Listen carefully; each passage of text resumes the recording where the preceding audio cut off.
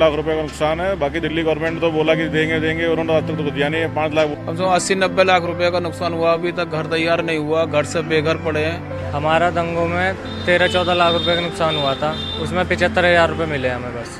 अभी तक कोई कार्रवाई नहीं हो पाई है। यहाँ जितने दंगाई हैं वो खुलेआम घूम रहे हैं। आए दिन कुछ ना कुछ धमकियाँ मिलती रहती है हम लोगों को। मरम क्या लगे, पूरे घर में आग लगा दिया था, बस ये किसी तरह जान बच गई थी।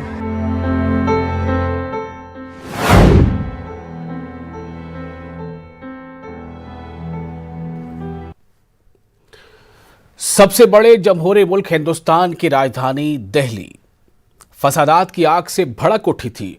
शुमाल मशरकी दिल्ली 4-5 दिनों तक होती रही थी चीख पुकार। गलियों सड़कों पर लगते जा रहे थे खून के निशान, जलाए जा रहे थे घर, तोड़ी और लूटी जा रही थी दुकानें। 53 लोगों की गई थी जान। 1810 से जायद लोगों को है जख्मों के निशान। कब उठेगा इस साजिश से मुकम्मल पर्दा? ज़बानें पूछ रही हैं सवाल, कब मिलेगा इंसाफ?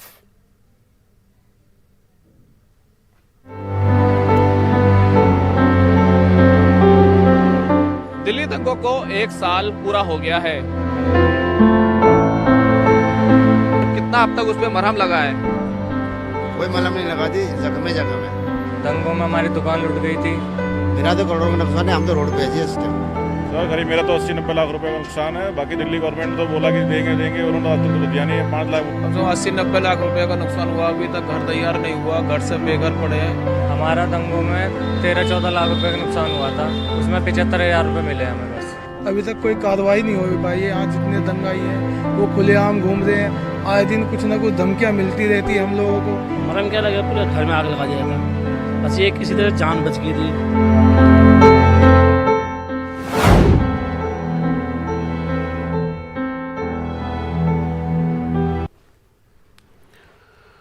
नाज़रीन आदाब, मैं हूं विशाल आजम और आप देख रहे हैं खबर खास। अब तक का कहानी लगभग आपको पूरी समझ आ गई होगी। आपको ये याद तो होगा ही कि 1 साल पहले दिल्ली में जिस तरह से सड़कों पर वबाल मचा था, गलियां, मोहल्ले, घर, यहाँ तक के मजहबी मकामात कुछ भी अछूते नहीं रह गए थे। सवाल इस बात को लेकर था कि इन सब के बावजूद लोगों को सिर्फ एक बात पर यकीन था कि मुल्क में जमहूरी निज़ाम है, मुल्क में अदलिया है, मुल्क में पुलिस है। लेकिन अफसोस इस बात को लेकर है कि 1 साल बीत जाने के बावजूद अब तक तमाम लोगों को जो मुतासरीन हैं उन्हें इंसाफ नहीं मिला है।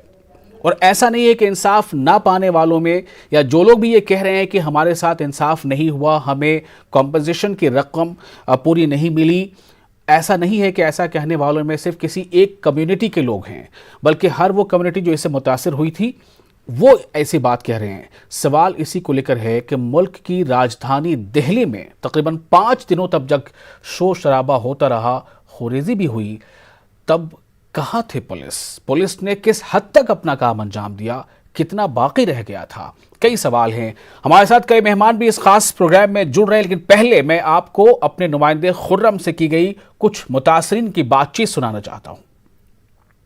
को 1 साल पूरा हो गया है।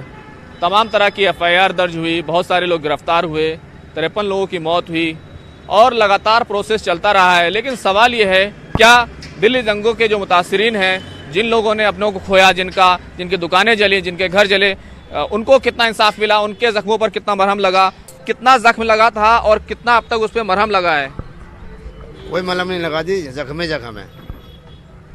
दिल्ली सरकार बता रही है कि उसने 26 करोड़ रुपए के आसपास जो है वो बांटे हैं, दंगा प्रभावितों को दिए हैं। पता नहीं किसको बांटा, अपने रिश्तेदार को बांटा, वो हमें तो नहीं दिया। आपको कितना नुकसान पहुंचाया? क्या कुछ हुआ? किस तरीके से इसने आपकी जिंदगी बदली? मेरा तो करोड़ों का नुकसान है, हम तो रोड पे हैं इस टाइम। क्या हुआ था? दंगा हुआ था, दंगाई वाले दिन है 24 तारीख को 2020 फरवरी का महीना था जी। दंगाई वाले हैं, रोड पे दंगा हो रहा था, हम अंदर बैठे थे, हमारा ताला तोड़ के अंदर घुस गए, सड़क तोड़ के, बस पूरा सर्विस सेंटर था पूरा जला दिया हमने। अब तक आपको कितना मुआवजा मिला है? कोई आया आपके पास? कोई नहीं आया, कोई मुआवजा नहीं मिला, कोई आया नहीं है। 1 साल हो गया, किसी ने झाँक के नहीं देखा, कोई नेता नहीं आया, कोई अभिनेता नहीं आया, कोई नहीं आया यहाँ पे। मिला है। हमारे साथ सतपाल जी भी हैं। सतपाल जी, कैसे इस पूरे दंगे ने आपकी जिंदगी बदल कर रख दी? सर जिंदगी क्या, बिल्कुल हम तो बहुत बिल्कुल ख़राब हो गए हैं। जब से बैठे हैं घर पे बैठे हैं, अपने कुछ काम नहीं हो रहा, खाली पड़ा है सब कुछ हमारा। तो जो है सर करीब मेरा तो 80-90 लाख रुपए का नुकसान है। बाकी दिल्ली गवर्नमेंट तो बोला कि देंगे, उन्होंने आज तक तो कुछ दिया नहीं है। 5 लाख बोलेंगे, 5 लाख वो भी नहीं मिल रहे हैं अभी तक। तो जो आपने भी एफआईआर कराई होगी, क्या हुआ है? कुछ लोगों का नाम भी बताया होगा। नाम नहीं बताया जी, कोई किसी का नाम नहीं बताया। क्या एफआईआर हो चुकी है। कोई एफआईआर किसी को पकड़ा गया इस नहीं मामले में? नहीं जी नहीं। तो देखिए ये जमीनी हालात हैं। गोविंद प्रताप सिंह। क्या हुआ था और दुकान आप क्यों खाली कर रहे हैं? इन दंगों में आपको कितना नुकसान पहुंचाया? दंगों में हमारी दुकान लूट गई थी, शटर उखाड़ के सारा सामान भर के ले गए थे। हमारा दंगों में 13-14 लाख रुपए का नुकसान हुआ था, उसमें 75,000 रुपये मिले हमें बस। हमारा नुकसान तो इतना हुआ कि नहीं कभी यानी भरपाई नहीं होगी, बहुत ज़्यादा नुकसान हुआ। कम से कम 80-90 लाख रुपए का नुकसान हुआ। अभी तक घर तैयार नहीं हुआ, घर से बेघर पड़े हैं, एक छोटे से कमरे में किराए पे रह रहे हैं। और इधर जिन लोगों ने हमारे घर को जलाया, घर को यानी लूटा, वो सामने हमारे आंखों के सामने रहते हैं और अभी तक उन पर कोई कार्रवाई नहीं हुई। लेकिन आप देखेंगे ये जो मकान है ये मोहम्मद अनीस का मकान है और बीएसएफ के में ये काम करते थे मोहम्मद अनीस साहब। लेकिन इस मकान को भी नहीं छोड़ा गया था। हमारे साथ भाई मौजूद हैं, इनसे जानने की कोशिश करते हैं क्या हुआ था और कितना अभी तक मरहम लग पाया है। मरहम क्या लगा, पूरे घर में आग लगा दिया था। बस ये किसी तरह जान बच गई थी। मरहम क्या, उस इलाके को कौन भूल पाएगा उस टाइम जो हो गया था उस टाइम। अगर इंसाफ की बात करें तो एफआईआर आप लोगों ने कराई होगी, क्या इंसाफ मिला? इंसाफ क्या, जिन्होंने एफआईआर करवाए उनको ही उठा रहे हैं उल्टा। हमने एफआईआर कराया, हमें उठा रहे हैं वो बस, और वो खुले घूम रहे हैं वो, और कुछ नहीं। आपको कैसे उठा रहे हैं? क्या क्या बात होती है आपके साथ? और क्या, हाथ में हम डंडे हैं, आप बचाने के लिए कुछ बचाव तो करेंगे हम। वही वीडियो आए हैं फुटेज उनके हम उठा रहे हैं वो बस।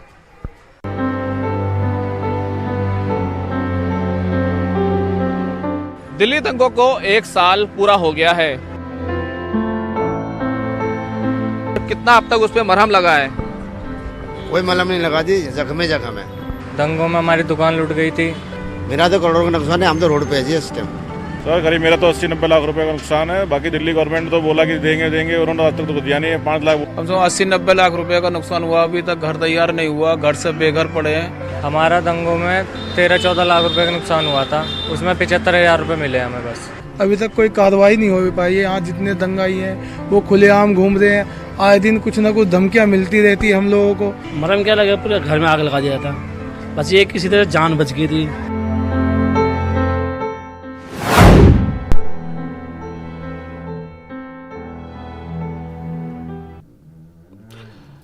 दिल्ली फसादात, कितने बदले हालात। बहुत मैं शुक्रगुजार हूं अपने मेहमानों का जिन्होंने बहुत ही तसल्ली के साथ हमारे इस स्पेशल रिपोर्ट को देखा होगा। मैं अब उनसे इस पर रिएक्शन लूंगा। हमारे साथ हैं यासिर जिलानी जो तर्जुमान है बीजेपी के, हमारे साथ है विनय पटेल तर्जुमान है आम आदमी पार्टी के। दिल्ली में आम आदमी पार्टी की हुकूमत है, यह हम सब जानते हैं, लेकिन दिल्ली की जो पुलिस है वो मरकज़ के ज़ेर इंतज़ाम आती है। हमारे साथ हमारे नुमाइंदे खुर्रम अली शहजाद भी मौजूद हैं। आप लोगों का बहुत बहुत शुक्रिया। यासिर जिलानी साहब, अगर आपको आवाज़ मिल रही थी और आपने ये स्पेशल रिपोर्ट देखी, मैं सिर्फ ये जानना चाहूँगा आप क्या कहना चाहेंगे? देखिए, मैंने सारी आपकी स्पेशल रिपोर्ट जो रिसर्च आपने दिखाई है वो बेहद रिसर्च के साथ, अगर खुर्रम भाई ने ये रिसर्च करी है तो मुझे लगता है कि एक एक लोगों के पास पहुंचे वहां और वहां पे उन्होंने जानकारी हासिल करने की कोशिश करी है। बहुत ही अफसोसनाक मंजर था पिछले साल जब ये मामला सामने आया था। दिल्ली के ऊपर एक बदनुमा दाग लगा और एक जो हमारे यहाँ की रवायत और रिवाज है, गंगा जमनी तहजीब है, हिंदू मुसलमानों के बीच की एक मोहब्बत सदियों से चली आ रही है, उसमें कहीं ना कहीं डेंट लगाने की कुछ लोगों ने कोशिश करी और लेकिन उसमें कामयाब नहीं हो पाए। अब मैं थोड़ा सा टेक्निकल तौर पे आपको इसमें नहीं, मैं पहले इस पर रिएक्शन ले लेता हूं जरा सा। टेक्निकल पॉइंट पर आप बोलिएगा, थोड़ा सा मुझे थोड़ा वक्त दीजिए। विनय पटेल हमारे साथ मौजूद है, आम आदमी पार्टी के तर्जुमान। विनय पटेल साहब, आप क्या कहना चाहेंगे अगर आपने ये तमाम रिपोर्ट्स देखी है? आप तो बिल्कुल गवाह इन द सेंस कि आप वहां आपकी हुकूमत है, तो आपको मैं मजीद क्या बताऊं, लेकिन आप कहना क्या चाहेंगे इस खास मौके पर? 1 साल हो चुके हैं। हाँ, ये आईडी वाला कट गया, उसको जोड़वाइए जी। पटेल साहब को मेरी आवाज मिल रही है? विनय पटेल, अच्छा, ठीक है, उनको आवाज नहीं मिल पा रही, हमारी कोशिश होगी फिर से उनसे बात करेंगे। तो दिल्ली फसादात को नाज़रीन 1 साल पूरे हो गए हैं। यासिर जिलानी ने कहा है कि जो कुछ हुआ बहुत ही ये किसी भी तरह से इसे मतलब इसकी हर तरह से मजम्मत की जानी चाहिए। इससे दिल्ली के गंगा जमनी जो एक तहजीब है उसे भी इसने दागदार करने की कोशिश की, लेकिन वो कामयाब नहीं हुए। विनय पटेल साहब हमारे साथ जुड़ चुके हैं। पटेल साहब, आपको मेरी आवाज मिल पा रही है? जी, आम आदमी पार्टी के तर्जुमान विनय पटेल, ये जो आपने रिपोर्ट अभी अगर देखी होगी और 1 साल बीत गए हैं दिल्ली को 2020 और 2021, क्या कहना चाहेंगे आप?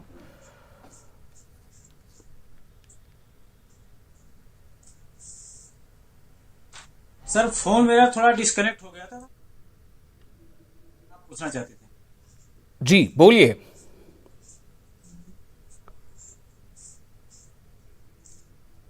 हेलो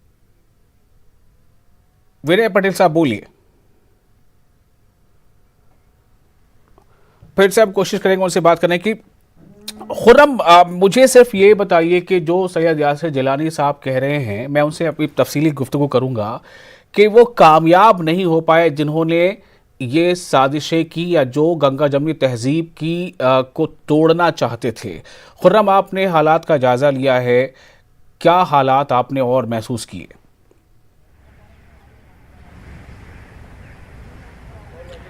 देखिए विशाल, क्योंकि हम आज मौके पर गए थे और वहाँ पर जो हालात नज़र आए तो बहुत सारे घरों की मरम्मत हो रही थी, लेकिन सबसे अहम बात यह है कि जो हर जगह पर, हर गली में, हर जगह पर हमको बड़े बड़े मोटे मोटे मजबूत गेट लगे हुए दिखाई दिए। यानी कि वहाँ पर तहफ़्फ़ुज़ को लेकर के, अपनी हिफाजत को लेकर लोगों में काफ़ी जो है उसका एहसास है और बहुत फ़िक्रमंद है। यही वजह है कि आपको वहाँ पर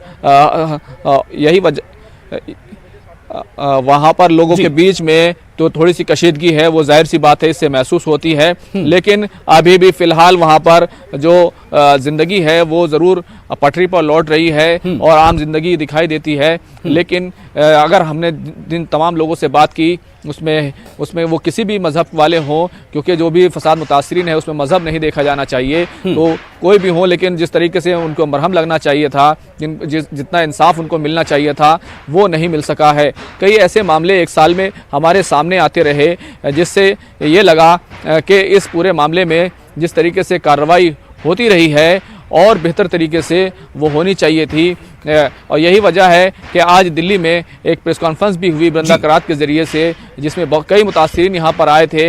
एक मुतासरीन आए जिनकी दोनों आँखें तेज़ाब के ज़रिए से झुलसा दी गई थी, लेकिन उनको मुआवजा मिला, लेकिन अभी तक उनकी आंखों का बदल नहीं हो सकता था। कई दूसरे मुतासरीन थे जिन्होंने अपने बेटों को, अपने रिश्तेदारों को, सबको खोया। लेकिन अगर देखें तो इस मामले में, बहुत सारे मामलों में तो उनसे बयान नहीं लिया गया। लेकिन ये बात भी सही है, जिस तरीके से दंगों की साजिश रची गई, बहुत सारे व्हाट्सएप चैट सामने आए, बहुत सारे लोगों पर UAPA लगाया गया, तो इसको लेकर के दिल्ली दंगों का सच क्या है, ये जरूर अभी तक एक सवाल बना हुआ है। हमारे साथ विनय पटेल जुड़ चुके हैं। खुर्रम, मैं एक बार फिर उनके पास जाना चाहूंगा। आम आदमी पार्टी के तर्जुमान विनय पटेल साहब, आपको मेरी आवाज मिल पा रही हो? 1 साल का अरसा बीत चुका है। फरवरी 2020 जब दंगों में शुमाल मशरकी दिल्ली झुलस गई थी और अब 2021 है। आपकी हुकूमत है दिल्ली में, जितना इख्तियार आपको है, कितना आप कुछ कर पाए वहां जख्मों पर मरहम रखने में?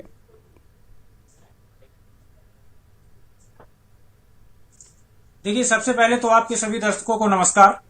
और जो ही पिछले साल चुनाव के वक्त जो दंगे हुए हैं, इस देश का दुर्भाग्य रहा है कि जब भी कहीं पे चुनाव होता है, चाहे वो किसी भी प्रदेश का चुनाव हो, तो वहां पे ऐसी घटनाएं होती है। बहुत ही दुखद है इस देश के लिए, जिस देश के शांति दूत महात्मा गांधी रह चुके हों, जिस देश को आजाद कराने में सरदार भगत सिंह और डॉक्टर भीमराव अंबेडकर जैसे लोगों ने, जो कि शांति के एक प्रेरक थे, इनकी इसी देश में आज ऐसा माहौल बना हुआ है कि जब कहीं भी चुनाव आता है तो उस वक्त जो है दंगे करा दिए जाते। बहुत ही दुखद है। लेकिन दिल्ली सरकार की तरफ से उस दंगे के वक्त भी आपने देखा, चुनाव के वक्त किस प्रकार से शाहीन बाग को लेके माहौल बिगड़ाया गया।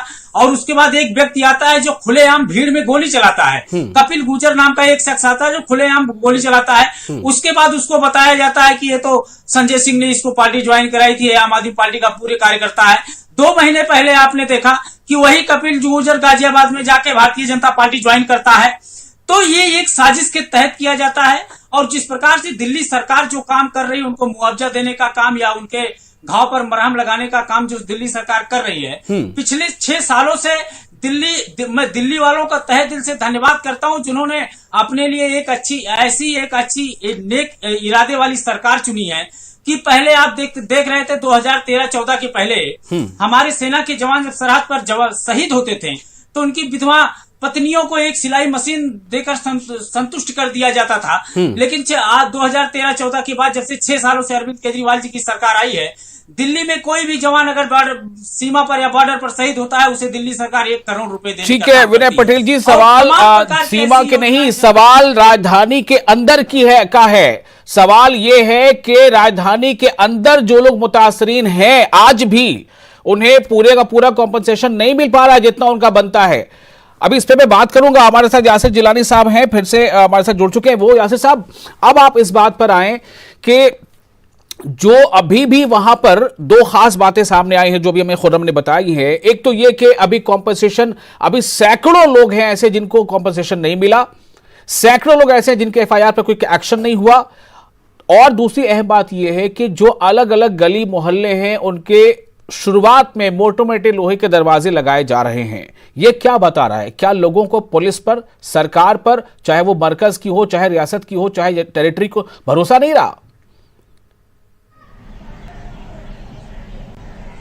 नहीं, देखिए, पूरा का पूरा जो कार्य क्षेत्र है, जो अधिकार क्षेत्र है दिल्ली का, और इस पूरे जो इतना बड़ा मामला हुआ, वो दिल्ली के गवर्नमेंट के अंदर आता है। दिल्ली में एक सोशल वेलफेयर डिपार्टमेंट है और एक वक्फ बोर्ड है, जिससे बड़े बड़े ऐलानात किए गए थे, इतने बड़े ऐलान किए गए थे। और अभी इनके ही जो रिप्रेजेंटेटिव हैं आम आदमी पार्टी के, वो कह रहे हैं कि वो पता नहीं कहां जाके 1-1 करोड़ रुपए दे के आते हैं, लेकिन दिल्ली के लोगों के साथ ठगी करा उन्होंने। मुझे एक भी आदमी का नाम बता दें, और खुद आप अभी रिसर्च दिखा रहे थे, उसमें दिल्ली सरकार ने किसी को कोई कंपनसेशन नहीं दिया।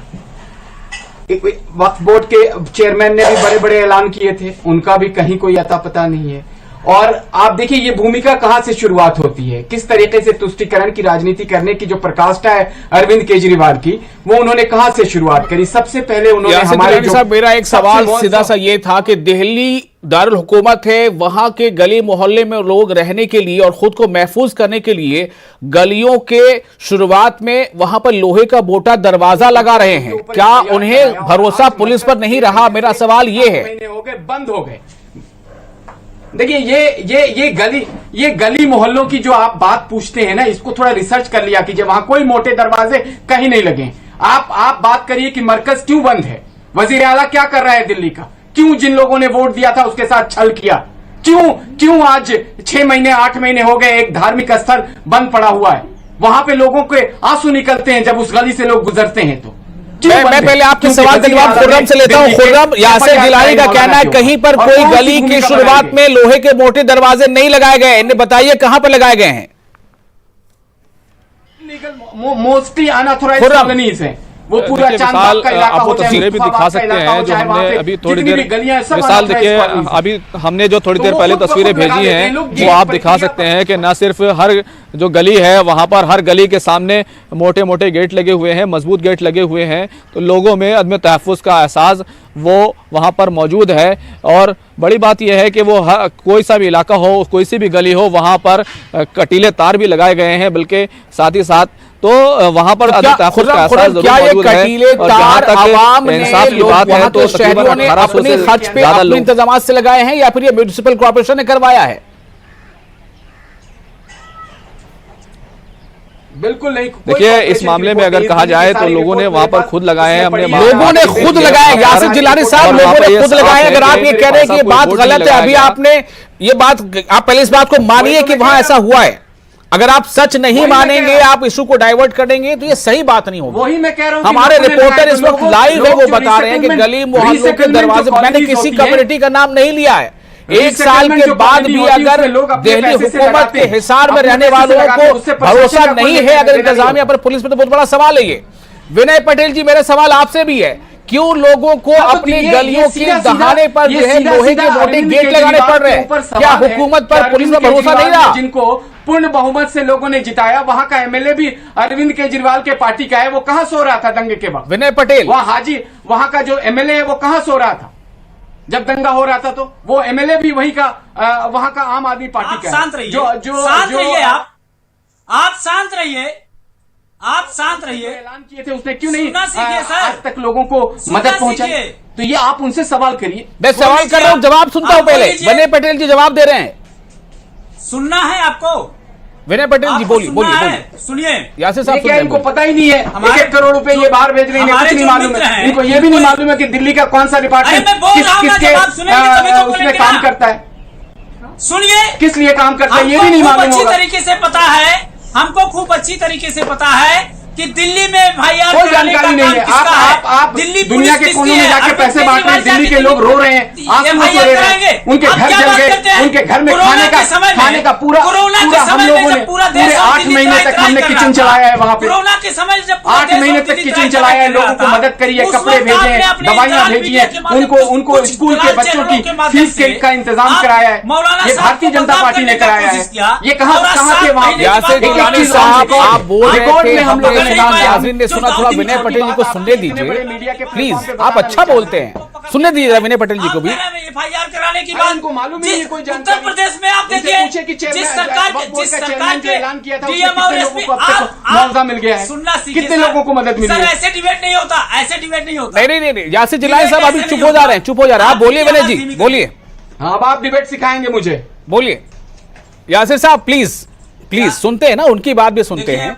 आपने उनके बारे में कही, आप उनकी बात जरा सुनते हैं ना। विनय पटेल जी बोलिए। सुनिए उनको सुनिए, जरा पूछिए। पूछने का काम मेरा है, प्लीज पूछने का काम मेरा है। आप थोड़ा खामोश तो रहिए, संजीव, आप खामोश रहिए ना प्लीज। विनय पटेल जी बोलिए। यासिर जिलानी साहब, नहीं, पर्सनल कमेंट नहीं, आपने उनके सवालों का जवाब देना है बस। उस पे एफआईआर कराने का काम, बोलिए। मैं उनके सवालों का जवाब दे रहा हूं। जी बोलिए। मैं उनके सवालों का जवाब दे रहा हूं कि उस पे एफआईआर कराने का काम किसका है, एफआईआर कौन करेगा, दिल्ली पुलिस किसके अंदर में आती है, और दिल्ली की जनाब वजीर आलम की बात कर रहे हैं। किसने कहा था करने के लिए? वीडियो है, कुछ दलाल केजरीवाल साहब ने, कोरोना के समय में किसने कहा था लेफ्टिनेंट गवर्नर को मौलाना साहब के खिलाफ? मुहज्जब मौलाना, हमारे माशरे के एक इस्लाम। यासिर जिलानी साहब, आप इशू को डाइवर्ट कर रहे हैं प्लीज। अभी मुझे सिर्फ दिल्ली फसादात की बात करनी है। किसका क्या रोल है, मरकज किस इंतजाम कितना अख्तियार है, और जो रियासती हुकूमत उसके इंतजाम कितना अख्तियार है? प्लीज इशू से हट के बिल्कुल बात मत कीजिए। उनकी गिरफ्तारी तक नहीं करवा पाई, आपकी पुलिस उनकी गिरफ्तारी तक नहीं करवा पाई। विनय जी, आप उस मुद्दे पे मत जाइए। सवाल ये है कि जो लोग अभी हमारे ऑन कैम ये कह रहे हैं कि हमें कॉम्पेंसेशन नहीं मिला है, कॉम्पेंसेशन देना विनय पटेल जी ये आपकी हुकूमत का काम है। चाहता हूं कि गिरफ्तारी करेगा कौन।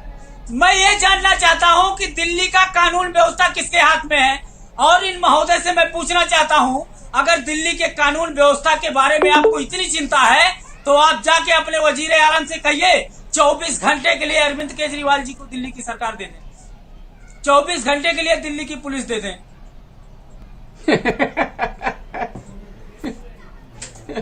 24 घंटे के लिए दिल्ली की पुलिस दे दें।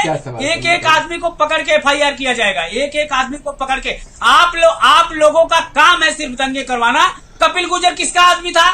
आज भी आपका एक गोकुलपुर का एमएलए जेल चला गया इसी चक्कर में, आज ही जेल गया। गुर्जर के ऊपर आप बात आज ही जेल गया है वो। कपिल गुर्जर के ऊपर आप बात करेंगे? भ्रष्टाचारी भरे पड़े हुए हैं, 62 एमएलए में 57 एमएलए भ्रष्टाचार में लिप्त हैं। आपने एक आदमी आपने छोड़ रखा है, एक आदमी आपने छोड़ रखा है, वो कहता है। अरे सुरेंद्र चौधरी आज जेल चला गया यार, भैया आप थोड़ा सा जानकारी रखा करिए। सभा में गाली देते हुए शर्म नहीं आती आप लोगों को?